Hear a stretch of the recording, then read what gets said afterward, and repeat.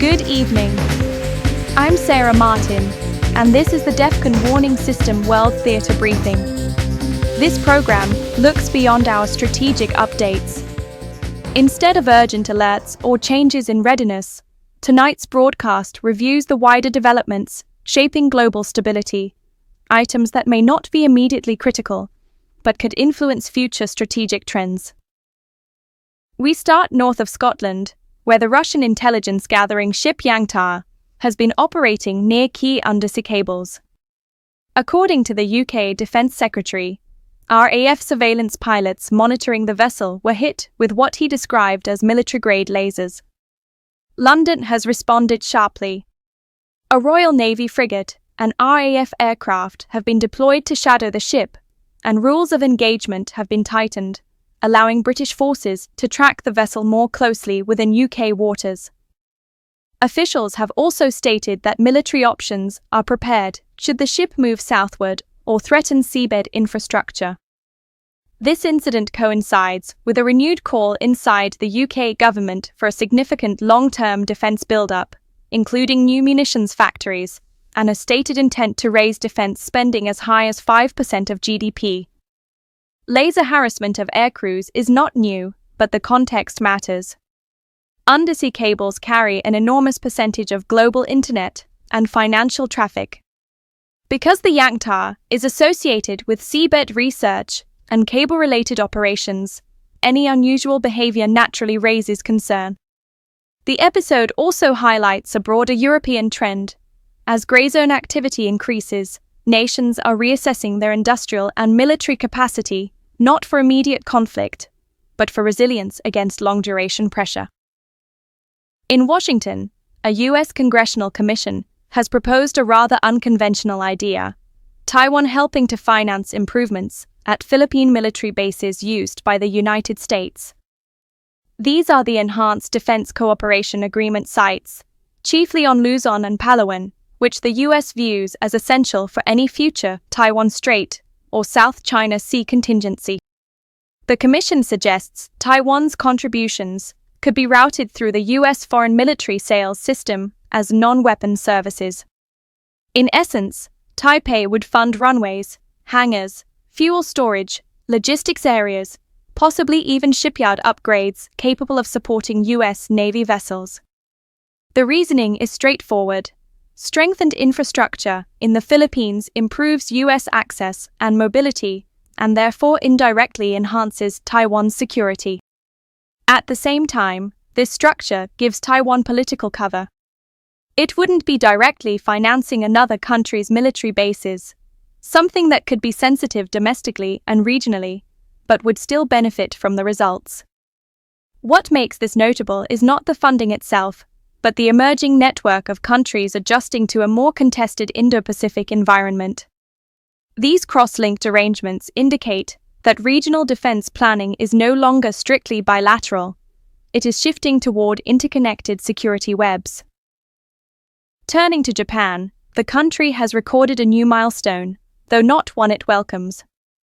Chinese government vessels have operated around the disputed Senkaku, or Diaoyu, Islands for 335 consecutive days, according to analysis based on Japan Coast Guard data. Researchers argue this is deliberate, a long-term effort by Beijing to normalize its presence, test Japan's response patterns, and establish a new default in the disputed waters. Chinese vessels don't necessarily escalate each encounter, but the continuous presence itself shifts expectations, slowly building a perception of routine control. This is a textbook example of incremental strategy. By stretching out the timeline and avoiding dramatic moves, China can change facts on the water without triggering a crisis point. Japan, for its part, must respond frequently enough to avoid appearing passive, but not so aggressively as to escalate tensions unnecessarily. What matters here is persistence. Over time, these patterns influence how maritime boundaries are understood, even if they never formally change on paper. At the Berlin Security Conference, Airbus chairman René Obermann urged Europe to build a joint tactical nuclear deterrent. He suggested Germany, France, the UK, and other willing states should cooperate on a staged program, arguing that Russia's large stockpile of tactical nuclear weapons, especially those in Kaliningrad and Belarus, represents an Achilles heel for Europe. A day later, the Kremlin dismissed the remarks as provocative, questioning why an aerospace executive is weighing in on nuclear matters and accusing Europe of escalating tension. This is not an official European policy proposal, but the fact that such ideas are being discussed publicly reflects a wider conversation within Europe about long-term security autonomy.